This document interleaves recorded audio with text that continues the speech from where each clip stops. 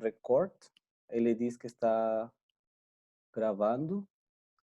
E agora, share screen e vou para a aula. Esta aula é um pouquinho longa, tá? Como um pouquinho longa, vai ser bem importante que vocês participem ou perguntem, porque com base nesta aula temos uma atividade para 4 semanas, que é bem longa também, e vai precisar que vocês trabalhem, ou se esforcem nesse trabalho, tá? O importante desta aula é finalizar a unidade 1, que nós começamos aqui. Depois destas aulas, temos mais ou menos 6 aulas mais. Temos 2 para finalizar esta primeira parte, outras 2 para fazer a parte 2 e a última parte para tentar a parte 3. Não sei se vamos a conseguir realmente, mas vamos a tentar, tá? Vocês estão todos enxergando o PowerPoint? Ok. Sim. E no momento de vocês, porque aqui reduz as câmeras. Se vocês têm alguma pergunta, abram tranquilamente o microfone e falem, tá? Porque eu não estou vendo vocês. Bom, essas aulas são a última aula da fase e bem importante porque realmente com isso nós vamos a fechar a parte do sistema terrestre. Nas 2 aulas anteriores, nas 3 aulas anteriores já, nos que vimos praticamente através das leituras, que é importante que vocês leiam, que uno sabe quando vocês não leem, quando leem ou não leem. É visto nas tarefas, é fácil de olhar quando alguém lê, não. Mas essas leituras ajudarão para vocês de entender o que é a mudança global e a mudança climática, tá? A disciplina tenta de entender um pouco as questões climáticas, tá? Mas sempre desde a perspectiva global. Por que falar sempre desde a mudança global? Porque praticamente vocês viram que a mudança global tem 3 setores principais, ou 3 temas, campos principais, tá? Um deles é o clima, o outro através da atmosfera, desculpa, a atmosfera, o outro o oceano e outro o continente, o terra, tá? Ou a superfície, o que é visto, que mais praticamente são as terras que não estejam inundadas pelo oceano. Então são três pontos, uma triada assim bem importante, bem interessante. E isso é a mudança global, o que está acontecendo. Mas o clima não está mudando ele sozinho, tá? Ele muda e causa uns efeitos. E esses efeitos vão a se retroalimentar, vão a fazer um feedback, tá? E isso vem precisamente sobre os efeitos que ele tem sobre alguma desses outros 2 componentes, sobre o oceano ou sobre o continente. Por exemplo, o oceano, como ele interatua, ou mesmo assim, o oceano como interatua com o continente, tá? Esse tipo de retroalimentações é praticamente a mudança global. O que acontece praticamente nas escalas mais grandes é o que vai ter um maior impacto, tá? Não mesmo desmatar uma hectare de floresta que desmatar 1000 hectares de floresta, tá? Nesse caso de uma hectare, a retroalimentação é bem pouquinha, o efeito é bem curto, tá? Mas se essa hectare está sendo desmatada em outras 1000 locações do mundo, aí é quando é bem importante entender o que está acontecendo com esse feedback.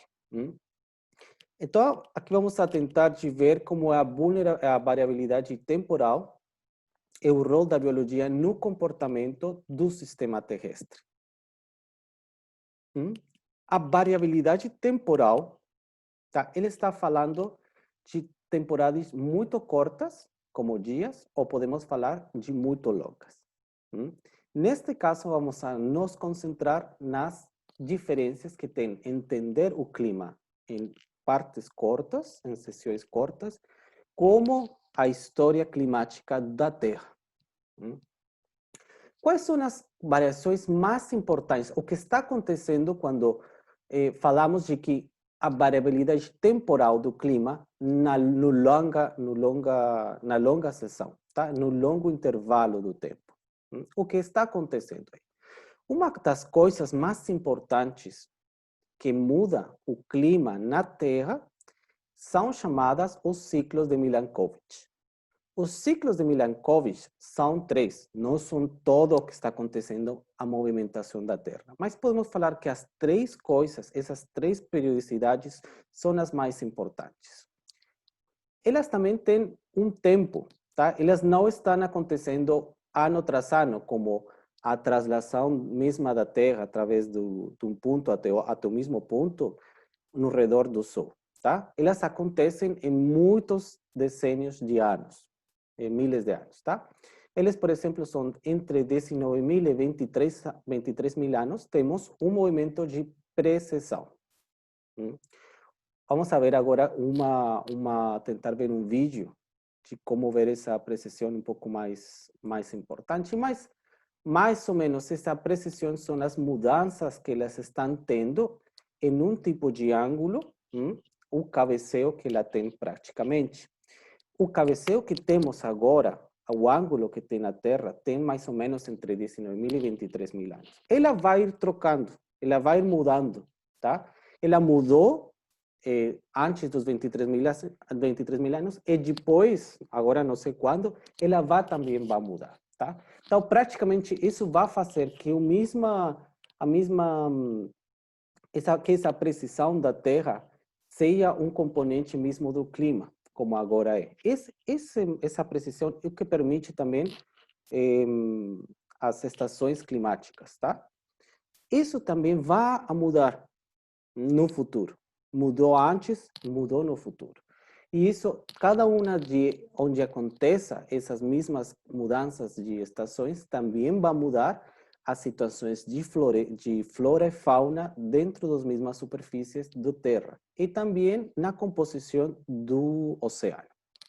Outra delas que pode trocar mais ou menos em 40.000 anos é a obliquidade. A obliquidade da elíptica. Vocês sabem que praticamente a Terra, como todos os corpos do sistema solar, os corpos planetários, eles não têm uma órbita circular, tá? Eles têm uma órbita elíptica.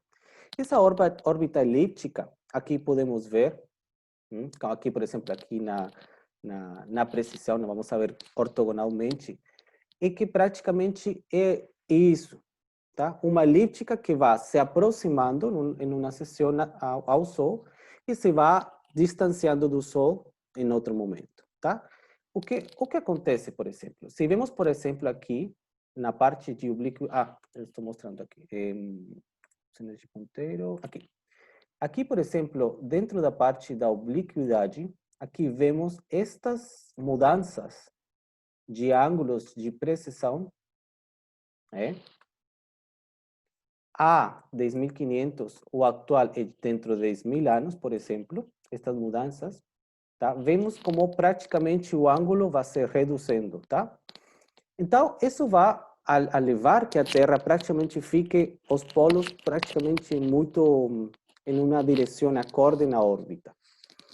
E que o Equador já não esteja mais, não tenha esse ângulo que permita as estações entre o norte, entre o sul, intermudadas, de verão ou inverno. Ele vai a permitir que, em um momento mais futuro, o Equador esteja na mesma direção da órbita terrestre, tá? E isso vai ter graves consequências, porque praticamente essa mudança que o planeta tem normalmente, que permite as estações, já não vai existir mais.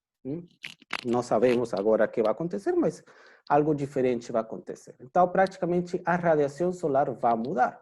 Como muda essa radiação solar? Porque praticamente, se vocês no Equador, na linha equatorial, vocês recebem 12 horas constantemente de luz, imaginem se a órbita e o Equador são os mesmos. Isso quer dizer que praticamente o norte vai ter um máximo aqui e aqui o norte e o sul vai ter 12 horas de sol. Esta parte nunca vai a receber sol, os polos. Tá? Então, praticamente... Professor, isso seria a inversão dos polos, como comentam? Não. A inversão dos polos é uma inversão eletromagnética, que são os polos que protegem a Terra das tormentas solares. Tá?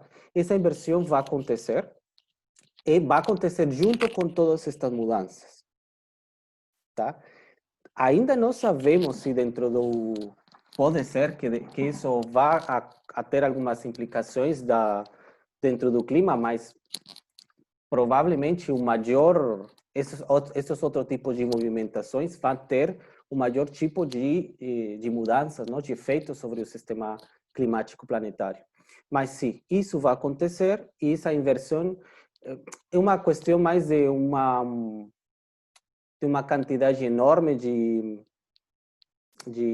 rocas que tem um tipo de carga magnética, e essa inversão é mais magnética que outra coisa, tá? Ela está mudando, ela muda constantemente. Algumas vezes, alguns movimentos telúricos da Terra muito fortes podem trocar pode fazer que essa massa magnética se movimente um pouquinho. Pode acontecer em alguns terremotos muito fortes. Mas ela vai voltar sempre, porque vocês veem que ainda não sabemos realmente o que está no centro da Terra. Né? Quando nós estudamos, sabíamos que era um núcleo muito forte de ferro, tá? Mas agora parece que o núcleo forte de ferro não é o forte, não é um núcleo totalmente forte, senão um núcleo líquido, tá? Isso muda muitas coisas de nosso entendimento sobre o que vai acontecer com as questões magnéticas da Terra. Mas praticamente tudo isso vem acompanhado. Também a mesma precisão vai a mudar com a obliquidade e a obliquidade também vai mudar com a excentricidade. Essa mesma obliquidade é praticamente parte da excentricidade. A obliquidade, que é essa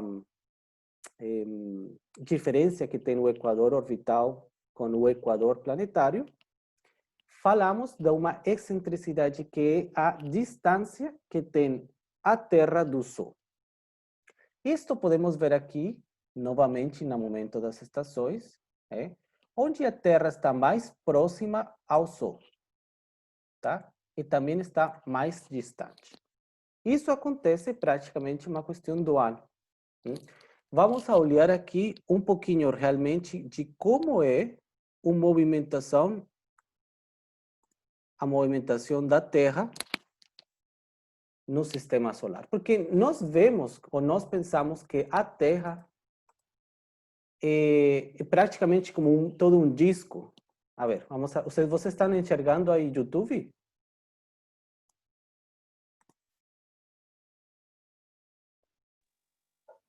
Não estou enxergando. Não, não? Agora vamos a ter 10 minutos, vamos a novamente dar início à aula. A ver, new share. Vamos a ver aqui. Share, aqui. Aí estão enxergando o YouTube? Bom, Sim. Isso. Praticamente, nós pensamos que a Terra está fazendo esta rotação no Sol, está aí todo quietinho, tá? O Sol está também estático, mas isso não é assim, tá? Todos estamos viajando, estamos vagando através do universo, junto com o universo, em uma velocidade bem importante, não sei, são 283 mil quilômetros por segundo, praticamente. O que nós estamos vendo aqui é um movimento real, mas não exato, dos planetas no redor do Sol. O Sol é uma estrela que vai viajando, como um cometa, como um asteroide qualquer, e a força gravitacional, eles vão pulando os planetas no redor dele, tá? Então, vemos como todos os planetas praticamente estão seguindo nesse mesmo movimento, nessa translação que tem o planeta, o Sol, está seguindo eles, tá? Então, praticamente, isso está mudando constantemente as situações do mesmo planeta. Mesmo assim, é bem importante entender que essas são distâncias muito rápidas e que nós não sentimos praticamente, porque estamos dentro dessa mesma velocidade. Por exemplo, aqui temos a Pluto, viu, que saiu aí de um lado, que tem uma órbita, uma excentricidade muito longa, está bem distante do Sol. Esses planetas estão praticamente seguindo o Sol, tá? Então, assim mesmo, o clima está constantemente trocando ou mudando a causa desses movimentos planetários. Volto aqui. Aqui. Share. Ok. Então, o que nós vemos aqui é que praticamente tudo isso são variações. O maior importante, tá? O centro do clima para o planeta é o Sol. Então, qualquer mudança que tenhamos dentro da recepção, dentro da emissão do Sol, da energia solar, são aquelas que mudam o sistema climático da Terra. Também tem algo importante que é a precessão axial. A percepção axial, que aqui vemos, tá? E que praticamente a causa disto que acabamos de ver nesse modelo visual é que praticamente a Terra não tem a mesma órbita, ela está tendo diferenças de órbita constantemente, tá? É como essa imagem que temos do átomo, que os elétrons vão passando assim de um lado a outro. Isso também está acontecendo praticamente com todos os planetas, especialmente com a Terra. Duas coisas importantes nesta situação. Todos pensamos que o sistema solar, os planetas, estão rotando no redor do Sol, tá? Mas o que acontece? A verdadeira coisa é que o centro da gravidade do sistema solar está praticamente em um setor fora do Sol, que é este, tá? Por quê? Porque praticamente Júpiter exerce uma forte força de gravitação sobre o Sol. Então, o tanto assim que todos estamos no redor do Sol, não. Incluso o Sol também tem movimentos, também faz esse tipo de rotação no redor do centro de gravidade, tá? E isso é bem importante, porque praticamente não é somente o planeta Terra dando voltas no redor do Sol, mas sino também o Sol dando voltas. E isso está constantemente mudando. Isto é praticamente uma questão de uma grande temporalidade, de um grande tempo, distância no tempo. Como chegaram os cientistas a saber que as coisas mudam, tá? Que ainda assim que, bom, temos as estações climáticas, são coisas que podemos registrar. Mas como podemos saber o que aconteceu milhares de anos atrás? Tem uma forma que eu falei na aula anterior, for pegar ou fazer como falamos, fazer um digging hacia dentro do gelo, tá? Um testemunho. Isso, dentro Um tubo de testemunho. Isso, muito longo, tá? Eles conseguem chegar realmente quilômetros, tá? Aqui eles falam de 3.000 quilômetros, de 3.000 metros, 3 quilômetros. Desde duas locações importantes, tá? O gelo, que são camadas muito endurecidas de gelo, em Vostok e em Groenland. Essas duas locações mostram coisas diferentes, mas praticamente o resultado vai a nos dizer o seguinte: isto é a gráfica do Vostok, acho. ela foi feita que através do chegar na profundidade de 500 metros, 1000 metros, 500 metros cada vez hacia baixo, ela vai a ir mais profundo e também vai ir mais profundo no tempo. As estimações são 1000 metros, praticamente 75.000 anos no passado. O que aconteceu? Tá? Eles encontram que dentro das bolas de gás que tem no gelo, tem diferentes quantidades de alguns dos químicos mais importantes para a Terra. Eles fizeram a medição tanto de CO2 como de gás metano e oxígeno. E com base nisso, eles conseguem entender o que aconteceu na temperatura terrestre. Então, as medições que eles têm praticamente falam, onde está o ponteiro? Acá. Fala de 4 momentos que são praticamente fases muito próximas, tá? Muito da mesma temporalidade para o clima terrestre, tá? Por exemplo, há 170.000 anos, 120.000 anos que temos aqui praticamente, temos uma caída da temperatura, também uma caída do gás carbônico e uma manutenção estável, mas também reduzida, do gás metano. O que aconteceu agora, praticamente há alguns 10.000 anos atrás, que são muito recentes, que é praticamente a ocupação das terras americanas, ou a migração hacia a América. E o que aconteceu praticamente é que começaram a subir esse tipo de gases. Também corresponde em momentos de subida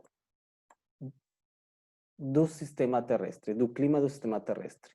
Essas 4 fases, tá? Podemos cortar praticamente por um engelamento constante para toda a Terra. Essas reduções de temperatura são somente fases da mesma Terra. Essa mesma situação está acontecendo em toda a superfície. Mas o que acontece, quais são essas diferenças entre as observações que tem Vostok com as observações de Groenland? Groenland foram um pouco mais diferentes.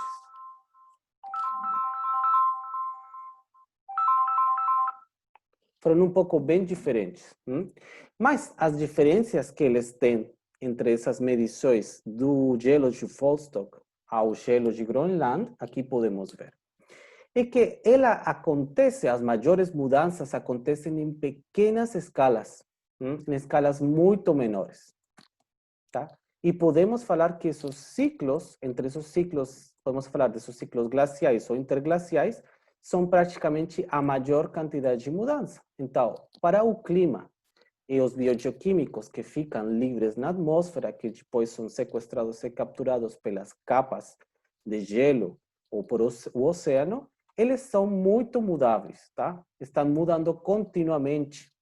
Pode ser muito alto, pode haver uma liberação muito alta, como pode ter